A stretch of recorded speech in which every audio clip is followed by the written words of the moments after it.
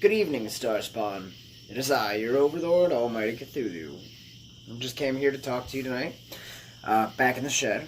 I wanted to talk about a little bit of the USA Freedom Act. If you guys remember, this is a law that was put into place shortly after the expiration, well, actually not too shortly after the expiration of the Patriot Act, which had its life extended by Obama up until 2015, where the Freedom Act was put into place.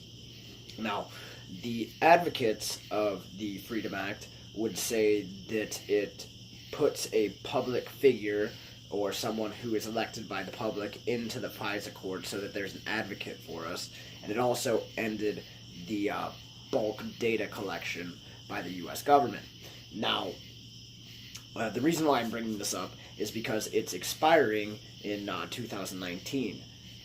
And for those of us who think that this is a step into federal overreach, it'd probably be a good time to start talking about it and pressuring the current administration, who's had problems with wiretapping from the prior administration to this. So the Obama administration, which it's been shown that they have wiretapped the Trump administration. So since he's already got a little bit of a sour taste in his mouth about this, maybe we can get him to put pressure on Congress to let the Freedom Act expire as it should in 2019. So we're actually not going to advocate our government to do anything. We want them to do nothing and just let it go dead. Now the Freedom Act the USA Freedom Act does three things. Like I said, it gave us an advocate in the FISA courts. Now, for those of you who don't know, the FISA courts are an unelected group of officials that more or less give the NSA the ability to go and search houses. They give out warrants to the NSA, or not houses, to wiretap the cell phone companies. So even though we have that in there, we should probably think about abolishing this court. So it doesn't really matter if this, well, it does kind of matter if we lose our advocate there, but we should be looking into abolishing this court anyway, because it's not representative. It's not elected by any U.S. populace. So there's that. It also protects lone wolf investigations. So for those of you who don't know, once again, this is so when someone is supposedly acting on their own, it's allowing the government to search or get warrants for individuals who might not necessarily be part of any group, and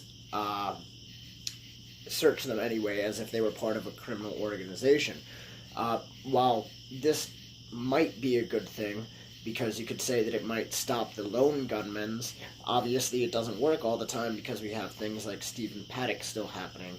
So if they were collecting his data and doing all that sort of stuff, if they were really using this lone wolf for the good, you think they'd catch someone like this? And maybe they are doing a lot of things in the background that they don't talk about, because they don't want us to know how extensive some of these programs are that are targeting individuals in our country to be wiretapped and have their data collected from these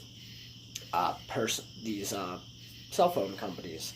And while it does not allow the government the Freedom Act, that is, it stops the government from just vacuuming up all of this information anyway. The cell phone companies are still doing it, and they are allowed through this act to get access to that information. So that's a problem. You have roving wiretaps also protected by this piece of legislation. And what this does is if they have gotten a warrant for one landline number, that is, if you still use landline number, or they target one cell phone number, and you think that you've been tapped, that you've been compromised by the government, then you go out and buy another cell phone with another number so as to evade the wiretapping. Well, without going out and getting another warrant, they can just go and start tapping this phone right away without that, which is kind of it's a breach of the Fourth Amendment, unlawful search and seizure.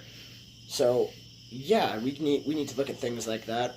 I don't like that these things are happening, and we've seemed to have gotten too okay with it. And we forget that before 9/11, for one, some of these provisions were modified and dulled down from the Patriot Act that was established, and I'd like to see most of that go, because it wasn't good legislation. It was written 45 days after the September 11th attack in 2001, and to assume that they read this multi-hundred-page bill before they just sent it through Congress real quick is kind of ridiculous. So that happened. It eventually expired in, 2009, I think, and then it was put on life support through Obama's executive actions.